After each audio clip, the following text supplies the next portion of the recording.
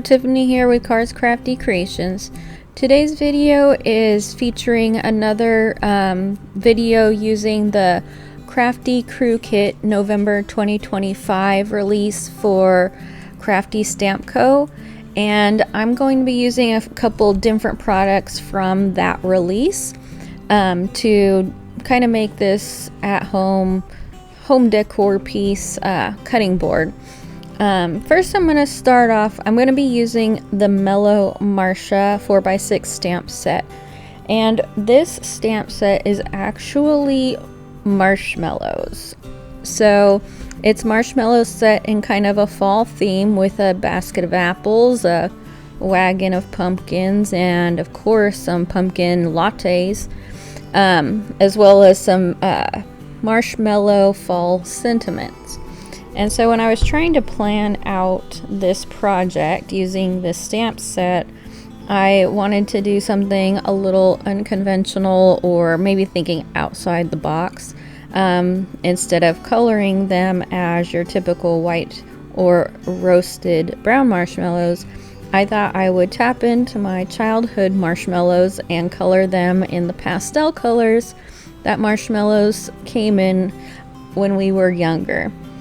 I think they still make these marshmallows. I don't eat marshmallows, so I'm not really sure, but when I was a kid, you always wanted the colorful marshmallows. I don't think they tasted any different or did anything different except express creativity with colors. So that's kind of where I went here, and that's why I kind of put the marshmallows on the screen so we could all reminisce about our childhood colorful marshmallows. So I picked colors that match those marshmallows. There's an orange one, a green one, and a pink one, and then I picked colors for like their hat and scarf that complemented those colors on the color wheel. So I made sure that the colors went well together. And as I'm watching this, doing the voiceover, I realized like those are not fall colors at all. They could probably get away with being Christmas colors because pastel colors have become a Christmas color as well. But I really don't think that it goes poorly together.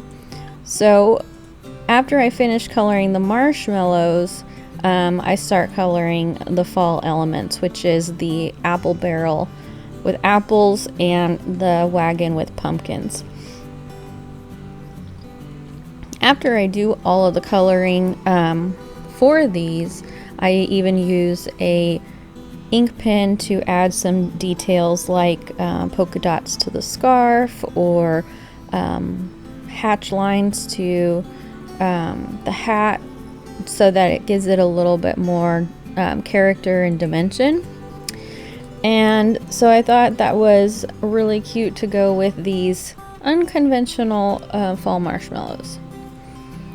So I was also thinking how I could use the stamp set in other ways besides fall, and I believe it to be a really versatile set. So I kind of visualized, since they are wearing hats and scarves, they could actually cross over into the Christmas theme as well. You could mask out the pumpkins in the wagon and put a Christmas tree stamp in there.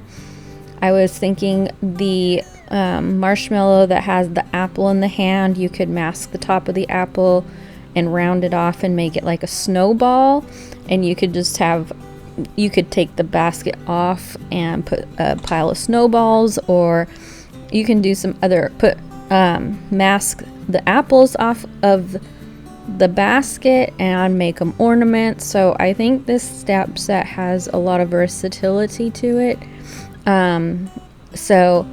But those are just things I was thinking of. I did color those elements the traditional way. I did actually red yellow apples.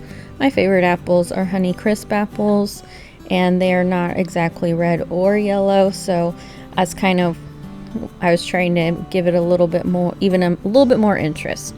So that's how I'm going to color apples. And then later you'll see that I use an ink pen to even put some kind of brown stripes on the apples, because sometimes apples even come with those they're just like little brown specks or lines, just depending on the type of apple it is.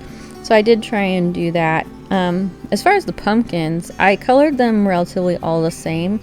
I've actually this year already been to a pumpkin patch. A friend and I went to an Amish pumpkin patch, and there were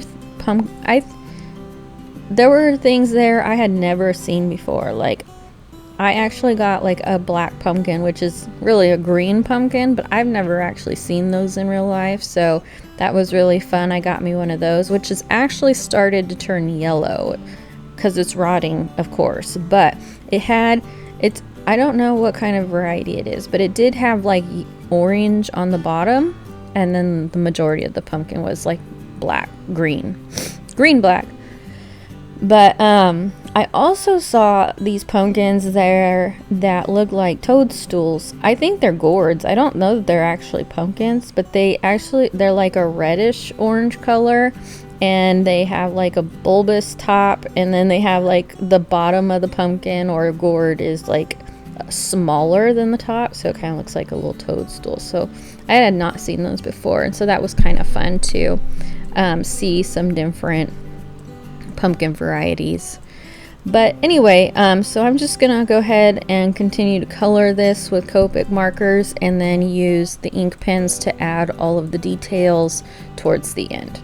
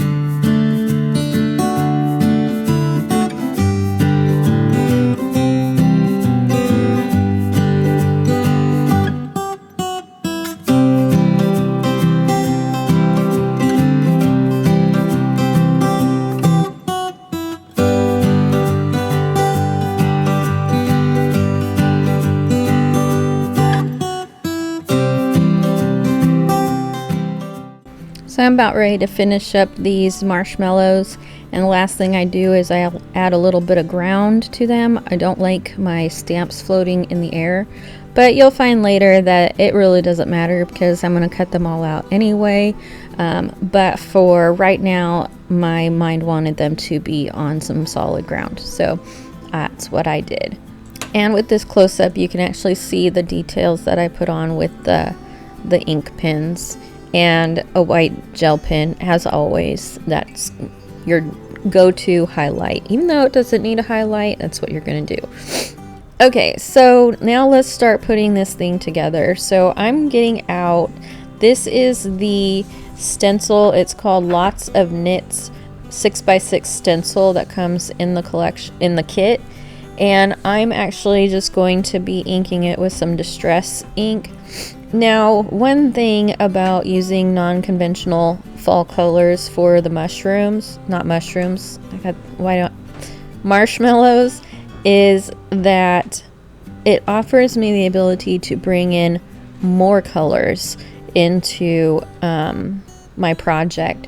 So by coloring them pink, green, and orange, it gives me I can actually add things beyond just orange, brown, yellow, red, which is the traditional fall colors. So that's what I did. So I am making it's a blue color. I was hoping it would kind of match the blue in the scarf and the hat that I did, and then some brown. This is going to be our ground where we're going to kind of set the marshmallows for their scene. So I'm just going to do that and take the rest of, I do like to ink the edges of my stuff too. It just makes it a little more vintage. So I am going to do that with the same brown that I used on the sweater material, or sweater stencil. Okay, so after this, so I had originally, when I was planning this project out, wanted to actually put like some sweater material around the spot that the marshmallows are going to be resting. However, I couldn't find any sweater, like I could find sweater material if I wanted to go like find a sweater, or I had a scarf I had thought about using, but then I was in Hobby Lobby looking for said sweater material I figured Hobby Lobby would have like a sweater material ribbon for Christmas, but I was wrong. So, but what I did find was this velvet ribbon that I thought was so beautiful. I even got a blue color, but I didn't use it in this project. And then for my stash, I got some blue baker's twine, and then I am using this orange gingham ribbon, which comes in the kit if you are a subscriber. So it's kind of like a bonus item if you're a monthly subscriber to these kits. It's actually bi-monthly subscriptions. So if you are part of that, then you get a little bonus feature every bi-weekly month. I'm sorry, I'm thinking payroll. I'm an accountant. Bi-monthly subscription. Okay.